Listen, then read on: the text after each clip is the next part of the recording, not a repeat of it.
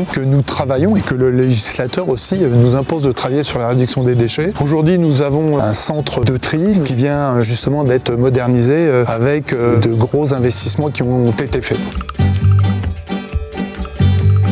Aujourd'hui, on a un bilan chaque année. Le dernier bilan fait apparaître 506 kg de déchets par habitant sur notre belle métropole. Donc il y a encore un gros travail à faire devant nous. Il faut absolument qu'on arrive à réduire notre CO2 dans l'atmosphère et donc amener moins de déchets dans notre centre de tri et dans notre usine tout simplement. Il est clair qu'il faut qu'on arrive à consommer d'une autre manière, à regarder ce que l'on achète, à regarder ce que l'on jette et être beaucoup plus attentif à tout cela. Regardez si on peut acheter en vrac et pas acheter dans un paquet, mieux consommer, c'est-à-dire qu'aujourd'hui plein de gens autour de moi achètent des bouteilles d'eau. L'eau que l'on peut consommer au robinet est d'aussi bonne qualité que l'eau minérale. Consommer autrement, acheter autrement, voilà les grands mots pour les prochaines années.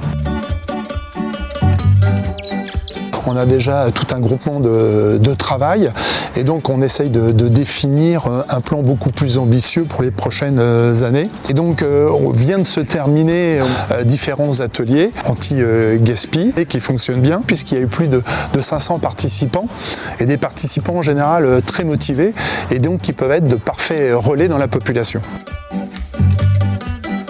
La métropole va lancer en partenariat avec la Chambre des métiers et d'artisanat la première année de l'éco-défi auprès des entreprises alimentaires. Ce sera un challenge sur une durée de 6 mois où des défis vont être présentés ou proposés donc aux différentes entreprises qui seront volontaires.